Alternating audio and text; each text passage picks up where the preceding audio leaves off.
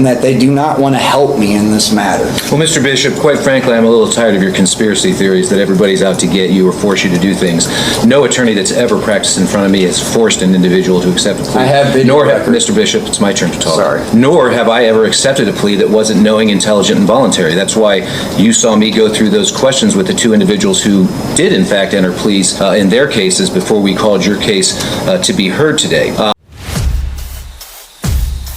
Put you down, you know, you're 19. Do something with your life. Don't become a statistic.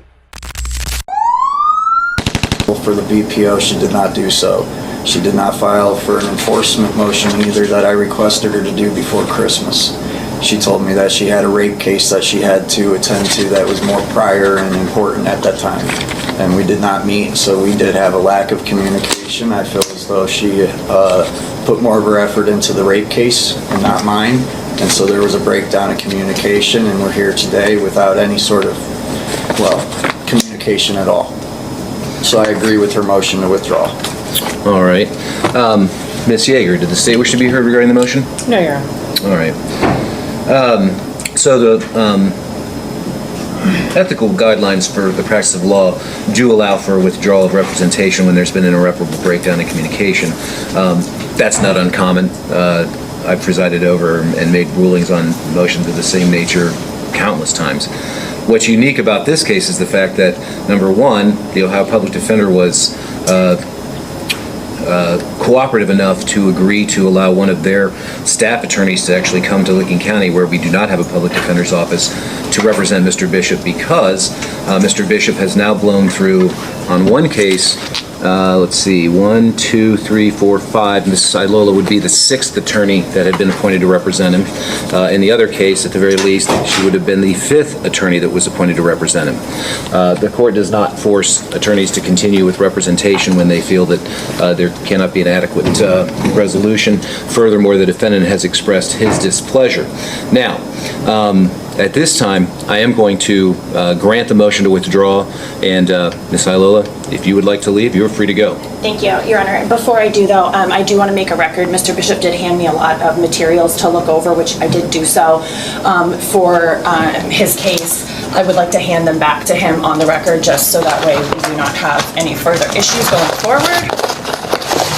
This is everything, including the flash drives that were given to me, and then including the new motions that were addressed, or this is the motion to withdraw that was sent to you also, but I wanted to give you a copy of it in person as well. And Mr. Bishop, are you satisfied that Ms. Ilola has returned everything that you had provided to her? I believe so, Your Honor, with a quick glance over. Very well. Counsel? Your Honor, I just wanted to make sure, clarify, does that include all the discovery provided by the state? I believe so. Based off of what I was given by Mr. Bishop, I believe that's all the discovery as well. All right. Thank you, counsel. Thank you very much, Your Honor. Okay, so a couple of matters that we need to address. Number one, the defendant, pro se, prior to the withdrawal of Ms. Ilola's counsel, filed a motion to enforce. That was filed on the 16th of January. In essence, the defendant is asking this court to order a different court to take legal action. This court has absolutely no authority to do that. Certainly, the defendant could seek a writ of mandamus from the Ohio Supreme Court, asking it to order the Domestic Relations Court to proceed. But Repeat this, that. I barely can hear you. I'm sorry. well, here's the thing. This court does not have any authority to tell another court what to do, all right? So I'm going to deny your motion to enforce. Now, there are certain other steps that you can take to try to get the relief that you sought from this court, but obviously that's something that you would have to do at this point on your own. Now, the other thing that was pending, and has been pending for a while, is the defendant's motion in limine regarding the use of a recording which purports to capture a conversation between the defendant and at least one, if not several, individuals at the Domestic Relations Court. The allegation being that the recording itself was made not by Mr. Bishop or the individual that he was speaking with, and in fact the state seems to concede that fact in its memorandum contra the motion in limine. And the court did considerable amounts of research yesterday afternoon, and here is basically what I found. Normally, a statutory violation is not remedied by exclusion. For instance, if an officer stops an individual for operating a vehicle while impaired outside of their territorial jurisdiction, that's actually a violation of law, but because it's not a constitutional violation, a defendant would have absolutely no relief or recourse to seek any type of exclusion. Here, however, there are specific statutes, I should say, that number one, prohibit and outlaw the interception of oral communications, and there are specifically statutes that indicate, and I will quote, no part of the contents of any intercepted oral communication shall be received in evidence in any trial if the disclosure of that information is in violation of sections 2933.51 to 2933.66 of the Ohio Revised Code. That's 2933.62A. 2933.52A1 prohibits the interception of an oral communication, and the subsection A3 of the same statute prohibits the use of the contents of the intercepted oral communications.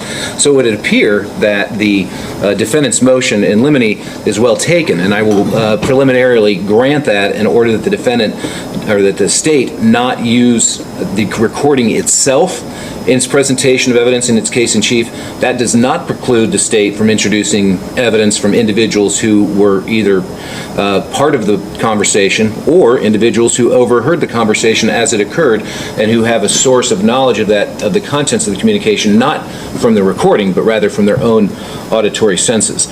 So the court will be putting on that entry. Now we need to address the issue of counsel, or maybe we probably should have done that first. It doesn't really matter, because the last time we were here, when Mr. Iteum withdrew his counsel, the court did indicate and explain to Mr. Bishop that I would be reaching out to the Ohio Public Defender's Office to see if they would be willing to represent him. Thankfully, they were, and I explained to him that if they weren't, or if that didn't work out, that the court would very likely declare what's called a constructive waiver of counsel. So I've done a little research in that regard as well.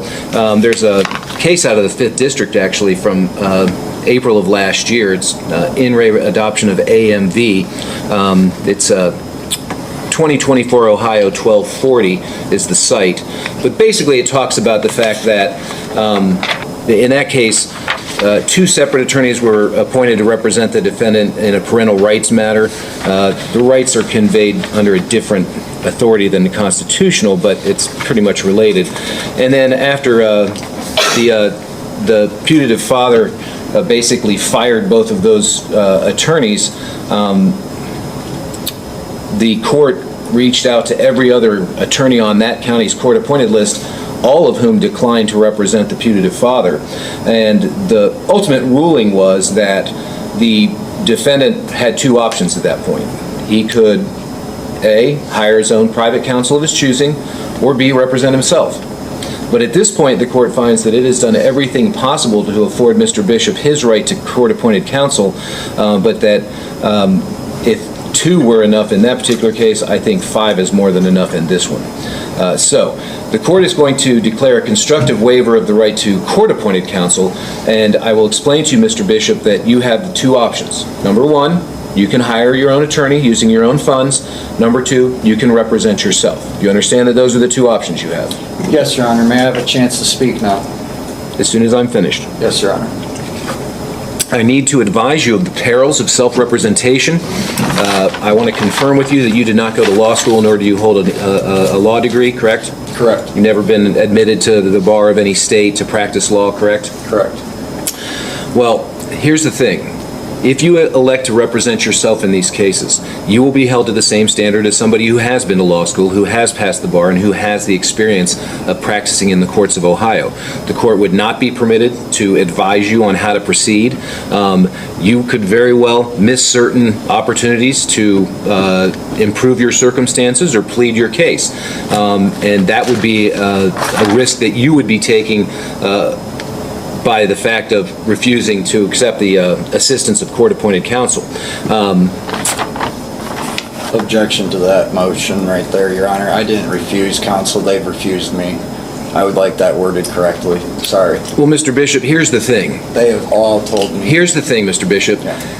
them not telling you what you want to hear is not the same as being ineffective, okay? You may disagree with what they have to tell you, but they know more about the law than you do. I'm fairly confident in saying that. That wasn't the case, Your Honor. I was being forced to take a plea deal when I wanted to come to trial. That is illegal. That is against my judicial standards of right. Every single attorney you have given me so far has told me to take the disorderly conduct on this telephone harassment and they'll dismiss the VPO. And every single one of them has told me this plea deal that they are going to come to the prosecutor with and that they want me to take that. And I've said, no, don't you dare go to the prosecutor with that. I want a trial, and that's what I want. And they have all came up with this phenomenon of a idea. Every single attorney. And when I say absolutely not, I want a trial, let's prepare for trial, next thing you know, we get a withdrawal motion. Me and her didn't have no quarrel. She just put her efforts into a rape case over me. And that's the same thing with that Ed guy. He put that whole situation, same thing with the previous attorney, Todd, or what have you, his name. And then I also want to put on the record, Your Honor, that out of the 5, 2 of them never even called me. I never even was aware that they were appointed to me, and they never even emailed me, called me, nothing. There was no mail, nothing. I wasn't aware that even 2 of those 3 came forward. All I knew about was Zach Tabler, Ed Talium, Todd something, and this Ariel Iolia, and that is it. 4 attorneys. That is it. The other one, and you had told me last time we came that there was 2 or 3 of them that withdrew themselves, Your Honor. I've never even seen or talked to them. I didn't even know they were my attorneys appointed. So, on the fairness side of things, I have not had fair representation, so I do want that to be put on the record that I have not had appropriate representation. That's why we've went through so many of them, and there was a $20 million lawsuit against the previous magistrate in this county, and all of the attorneys are aware of it, telling me, on record, I want this noted, that they are all workers of this city, and that they do not want to help me in this matter. Well, Mr. Bishop, quite frankly, I'm a little tired of your conspiracy theories that everybody's out to get you or force you to do things. No attorney that's ever practiced in front of me has forced an individual to accept a plea. I have video record. Mr. Bishop, it's my turn to talk. Sorry. Nor have I ever accepted a plea that wasn't knowing, intelligent, and voluntary. That's why you saw me go through those questions with the 2 individuals who did, in fact, enter pleas in their cases before we called your case to be heard today. I will put on the record that in at least one of the motions to withdraw, there have been allegations of verbal abuse by the defendant towards their attorney, and there have been informal allegations that perhaps there may have even been threatening language used towards those attorneys. So the defendant's objection is noted, but he has waived his right to have court-appointed counsel by basically plowing through these attorneys. And whether it's 5 or whether it's 3, I can't get anybody else to accept representation of you, Mr. Bishop. Now, certainly, you've indicated that you want to have a trial, and the court is more than prepared to afford you that option. And after today, we will be scheduling this matter for a trial by jury. The court will make a determination as to which case we're going to handle first, because I do not believe these are consolidated, are they? They are not consolidated, Your Honor, Your however. Honor, can you explain what consolidated means? Meaning they would be heard together at the same time. They are not consolidated at this juncture, however, we would be able to try them both at the same time. Well, the court finds that they're 2 separate and distinct matters, and in the interest of safeguarding the defendant's rights against undue prejudice, I do believe that they're completely unrelated in that one involves an allegation of harassing phone call to court personnel, where the other simply involves an allegation that a phone call was made to a school where the defendant's children were enrolled, but that he was subject to allegedly a protection order that prohibited him from contacting the children's school. So the state certainly is welcome to file a motion to consolidate, but as former Judge Harris of the Fairfield County Municipal Court said, although I won't prejudge anything, you'll lose. That being said, we will schedule this matter for trial probably within about the next 30 days, Mr. Bishop. If you, in fact, retain private counsel, by all means, make sure that they submit their notice of representation in a timely fashion. If you elect to represent yourself, if there were ultimately a conviction on either one or both of these charges, you would certainly have the right to appeal my decision declaring a constructive waiver of counsel to the Licking County Court of Appeals. What was it you wanted to say? Thank you, Your Honor. I'm sorry. If I don't speak, I lose it. So I'm not my father, so I'm not a professional, as you said. So I'd like to just make a motion right now. I was under the impression we were going to trial today, and that is what I came here prepared 100% for a trial today for the VPO. I am going to ask for a continuance and ask that we push the telecom harassment out for a few months because I do want to retain counsel. I'm going to sell my father's Mustang and retain counsel. So it's going to take me at least a little while, and I'm in school right now at CTech for 5G broadband.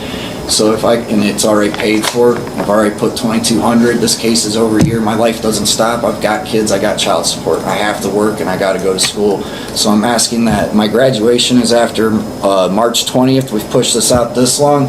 I ask that if we do the telephone harassment, that we do that one past March 21st, so I can graduate. As for the VPO, I would like to make an oral motion right now and agree to your waiver to counsel for myself, and I don't need appointed counsel. I will represent myself on a separate matter of the VPO, and let me get the case number for you, Your Honor, for the record. Do you want me to stand on this, Your Honor? You don't need to stand when you address the court, that's all right. I would like the case number 23 CRB 1774A to note that I will represent myself on the VPO. Okay. And that I am going to request today as well an oral motion of dismissal because I was under the impression of a trial today. I am prepared for trial. If state is not prepared for trial today, I ask that they withdraw and dismiss. All right, Ms. Yeager? Your Honor, Mr. Bishop speaks prematurely about our preparedness. However, in speaking with court staff yesterday, we were instructed to call off our witnesses for the VPO case. So we would be unable to proceed, but we did that based on the impression that this matter would not be going forward today. Regarding... Objection. You have to let her talk, Mr. Bishop. Regarding the pushing the telecommunications harassment case to after March, we would object to that. These cases are from 2023. This has already gone on long enough. The defendant has a right to a fair trial, but the victims also have a right to a speedy trial as well. So we would object to just pushing that just so that he can graduate and sell his father's Mustang. Those are things that he should have already been prepared for.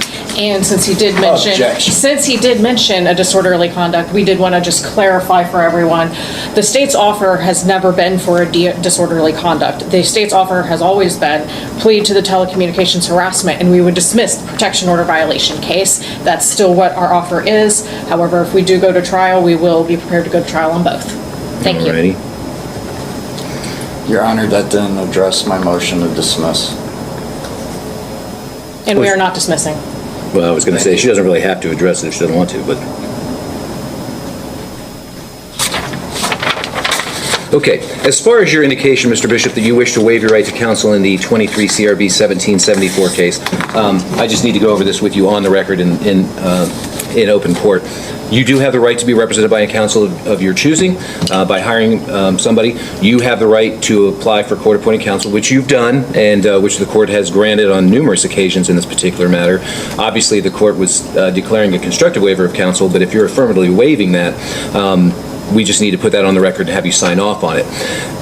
Be advised, representing yourself exposes you to a number of pitfalls and dangers. Self-representation is never recommended by any court that I've ever known because laypersons do not always know exactly how the law works or what the law is, what procedure is, but you would be held to the exact same standard as somebody who was trained and who was licensed to practice law. Do you understand that? Yes, Your Honor. And as far as that's the protection order case, right? Yes, Your Honor. Yeah. As far as that's concerned, is it your decision to waive your right to counsel and to represent yourself?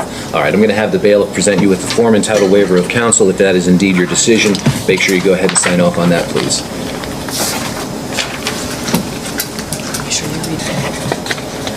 For the record, Your Honor, it does state on that paperwork the maximum penalty. We've never went over that. No one Okay, has. just to let you know, on both of these charges, the telecommunication harassment and the violation of protection order charges, they're first-degree misdemeanors. Each carry up to 180 days in jail, up to a $1,000 fine.